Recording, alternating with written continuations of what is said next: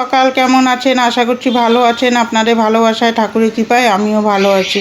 এখন থেকে ব্লগটা শুরু করলাম এই রান্নাঘর থেকে। আমার তো রান্নাঘর দিয়ে স্টার্ট হয়। এই সকালবেলা দিয়ে 8টা বাজে টিফিন বানাবো, আলু ভাজবো আর রুটি করব। রুটিগুলো করে নিই, এখনও নিজে ফ্রেশ হতে পারিনি। ফ্রেশ হবে, রুটিটা করে নেবো। মেয়েটা কাজে যাবে, ওর জন্য রুটি কটা ছেঁকবো আর আলু ভাজবো।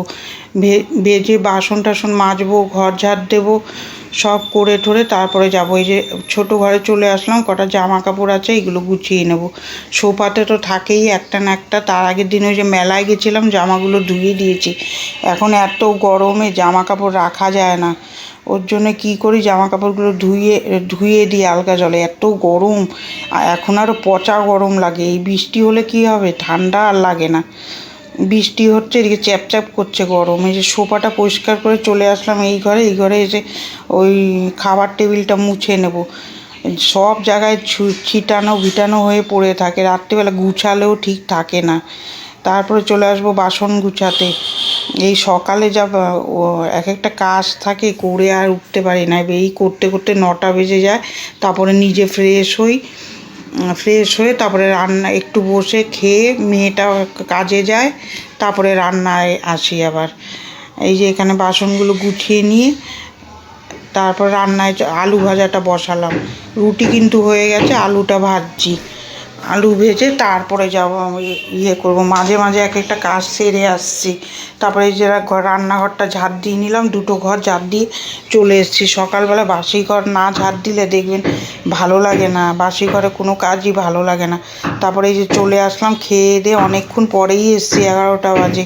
রান্না বসালাম, রান্না করব, তেল পটল করব আর ডিমের বড়া করব। ওইটা শর্টে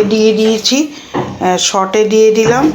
কেন ওইটা এত রান্না এর মধ্যে ভালো লাগবে না, আপনারা গিয়ে শর্ট ভিডিও দেখে নেবেন। আজকে ছাড়বো। তারপরে এখানে পটলটা ভেজে নিয়ে ওর মধ্যে পেঁয়াজের পেস্টটা ছেড়ে দেবো। ছেড়ে ভালো করে কষাবো। ওর মধ্যে একে একে জিরার গুঁড়ো, ধনের গুঁড়ো আর শুকনো লঙ্কার গুঁড়ো, কাশ্মীরি মির্চ দিয়ে একদম মাখা মাখা ঝোল করব। এই উপরে কী টকটক করছে কে জানে, বুঝতে পারছি না। এই ভয়েস দিতে প্রচণ্ড কষ্ট হয়ে যায়। মাছটা ভাজছি আর ওইদিকে পটল সর্ষেটা বসিয়ে দিলাম। ওখানে জল দিয়ে দেবো কষিয়ে।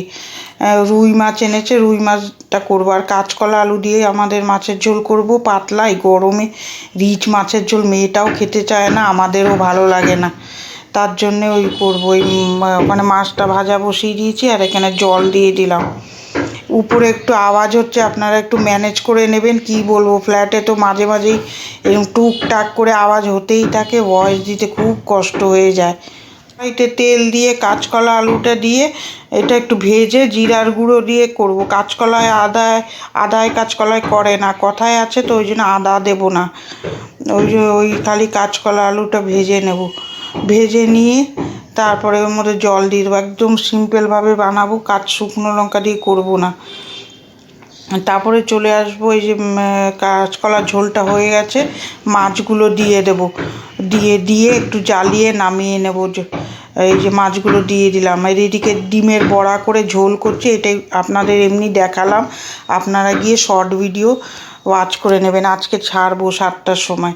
তারপরে চলে আসলাম, এই যে বাসনগুলো মেজে নিয়েছি, ওইটা আর আপনাদের সাথে শেয়ার করিনি। এগুলো ধুয়ে নিচ্ছি, ওটা শেয়ার করলাম। ভিডিওতে ভয়েস দেওয়া খুব অসুবিধা হয়, এখানে যে রাস্তার পাশে, আর তারপরে হয় ফ্ল্যাটে আওয়াজ করে এত টুকুর টাকুর, কখন যে ভয়েস দেবো সেটাই ঠিক করে উঠতে পারি না। তারপরে যে ঘরটা সুন্দর করে মুছে নিলাম, মুছে চলে এসেছি। রান্নাঘরটা মুছে নেব ভালো করে। আজকে আর 2টো ঘর মোছা শেয়ার করলাম না, আপনারা একটু ম্যানেজ করে শুনবেন। কি করব, ওই আওয়াজ তো করছে, কিছু বলাও যাবে না।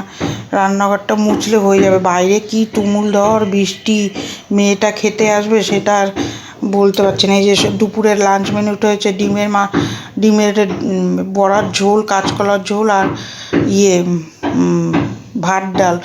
ভিডিওটা এখানেই শেষ করলাম। ভিডিওটা কার কার ভালো লাগছে একটা লাইক দেবেন, সাবস্ক্রাইব করে আমার পাশে থাকবেন। ভালো থাকবেন, টাটা।